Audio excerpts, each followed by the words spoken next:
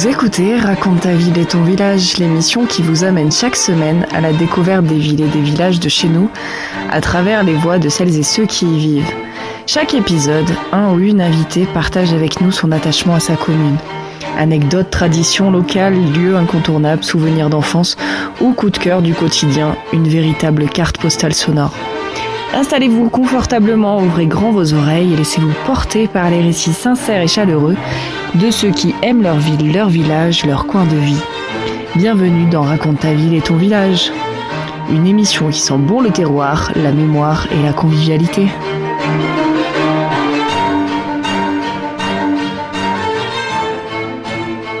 Bonjour à tous et à toutes, bienvenue sur KTB Radio. Nous avons le plaisir de retrouver Claude Rémy. Bonjour Claude. Bonjour. Alors on rappelle que vous êtes président d'Arnica Montana. Voilà. Et on va parler des animaux et de l'hiver en altitude. Voilà, parce qu'on est encore un peu en hiver, même si c'est le jour proche du printemps, mais enfin, les conditions en montagne sont encore difficiles. Et les conditions climatiques qui règnent en montagne sont très inhospitalières pour la faune. L'hiver est une période particulièrement difficile pour les animaux qui vivent en haute altitude. En effet, pendant la saison hivernale, les précipitations tombent sous forme de neige, les températures sont très basses et la nourriture se fait rare. Comment les animaux résistent-ils à l'hiver ? Il y en a qui hibernent. Comme certains habitants de nos villes d'altitude qui vont passer la mauvaise saison dans le Midi, certains animaux, en particulier les oiseaux, entreprennent des migrations pour aller hiverner dans des endroits aux conditions climatiques plus clémentes. Si les hirondelles entreprennent de grands voyages au-delà du Sahara, d'autres oiseaux, comme la fauvette à tête noire, ne dépassent pas les régions méditerranéennes ou l'Afrique du Nord. Certains oiseaux, comme le pinson du Nord, venant de l'Europe du Nord, peuvent même hiverner dans les Hautes-Alpes et le Briançonnet. Lors de périodes de mauvais temps, de nombreux oiseaux comme le ticodrome ou le chocard à bec jaune quittent les zones d'altitude pour descendre en plaine ou dans les vallées. Lorsqu'il fait bien froid l'hiver, nous aimons rester au chaud dans notre habitation. Le campagnol des neiges passe l'hiver dans des galeries creusées dans le sol et le manteau protecteur de la neige. Entre le sol, et le manteau protecteur de la neige. Sous une 10 à 20 cm de neige, la température ne descend guère en dessous de 0 degré. Donc la neige va jouer un rôle de manteau protecteur contre le froid. Le froid étant plus rigoureux la nuit, les animaux doivent trouver un abri pour limiter leur déperdition de chaleur. De nombreux oiseaux, comme les mésanges, passent la nuit dans des cavités naturelles, par exemple dans des trous, dans des troncs d'arbres ou dans des rochers. Une cavité occupée par plusieurs mésanges peut voir sa température atteindre 7 degrés alors qu'elle est négative à l'extérieur. Une des meilleures techniques pour s'abriter pendant les nuits d'hiver est de construire un igloo. Le tétralyre, appelé aussi petit coq de bruyère, creuse une galerie dans la neige pour passer la nuit. La température de l'abri reste entre 0 et 4 degrés. Pourquoi ne pas habiter chez les autres ? De nombreux insectes passent l'hiver dans des terriers de marmottes où règnent des conditions plus clémentes. Ils vont squatter les terriers de marmottes. Ils vont squatter tranquille. Ils n'ont pas fait grand-chose. Voilà, mais pas grand-chose. Sortir dans la neige nécessite de chausser des skis ou des raquettes, et on connaît bien ce mode de déplacement dans le Briançonnet. Les animaux ont inventé ces instruments bien avant nous, en augmentant la surface portante de leurs pattes pour éviter de trop s'enfoncer dans le manteau neigeux. Les doigts des pattes des tétralyres et des grands tétras possèdent sur leur bord des écailles cornées, un peu comme des peignes, jouant le rôle de raquettes. Juste avant l'hiver, les pattes du lagopède, qui est un oiseau qui reste l'hiver en haute altitude, on l'appelle parfois la perdrix des neiges d'ailleurs, ses pattes sont recouvertes de plumes compactes et flexibles, des tarses jusqu'aux doigts, jouant également le rôle de raquette. Ce qui fait qu'ils ne s'allongent pas, ils ne s'enfoncent pas dans la neige. Non plus. De plus, les griffes s'allongent passant de 9 mm en été à 17 mm en automne. Ah, quand même. Ce qui fait que ça augmente la surface portante. Une membrane située entre les pinces des sabots des chamois joue là encore le rôle de véritable raquette. Sortir l'hiver nécessite de bien se couvrir pour limiter les pertes de chaleur. L'hiver, on aime bien mettre un manteau bien chaud, un anorak. Les animaux vont souvent subir des mues à l'approche de l'hiver. À la mue d'automne, le pelage du chamois devient plus épais et isolant. Il devient également plus foncé pour mieux capter la chaleur du rayonnement solaire. Une couche de graisse sous-cutanée renforce la protection contre le froid. Le plumage hivernal du lagopède a une haute valeur protectrice. Ses plumes sont plus serrées, plus longues, avec un duvet plus dense à la base.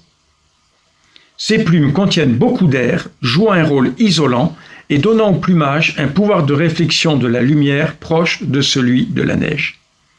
L'animal passe ainsi inaperçu sur le manteau neigeux, ce qui lui donne plus de chances d'échapper aux prédateurs. La morphologie des animaux de montagne joue également un rôle important pour lutter contre le froid. Pour une même espèce, les individus de montagne sont plus gros que les individus de basse altitude.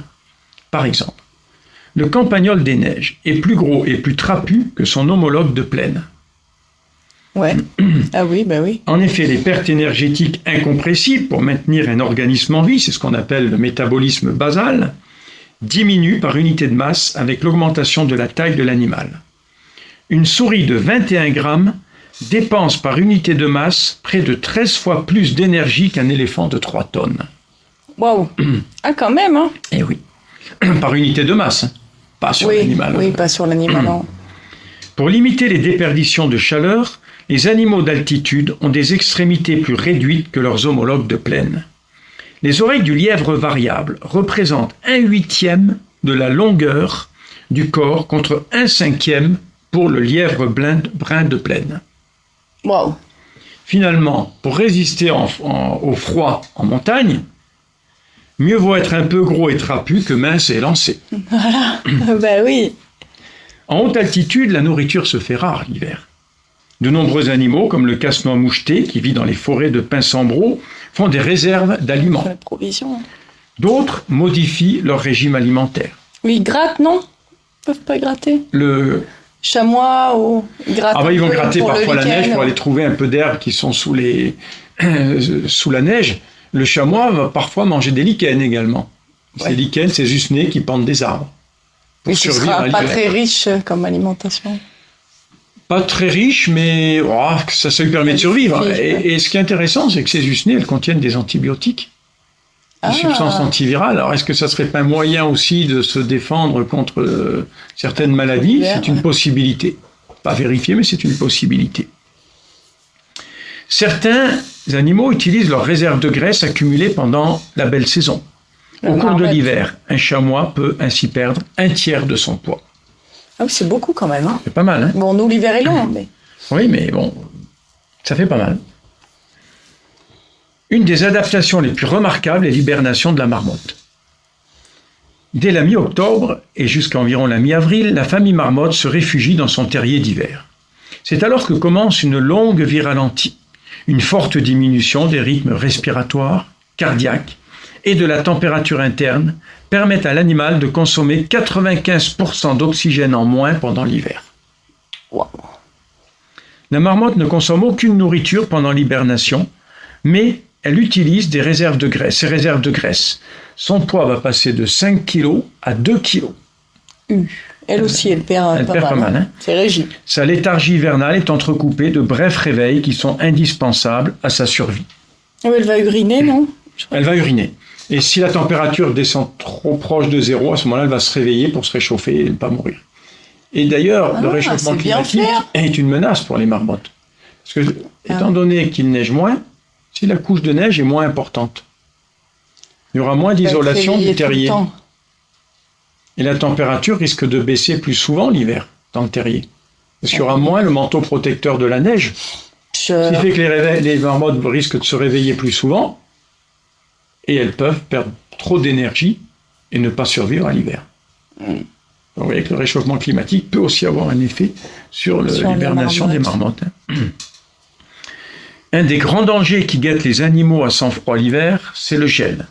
En effet, la formation de cristaux de glace détruit irrémédiablement les cellules.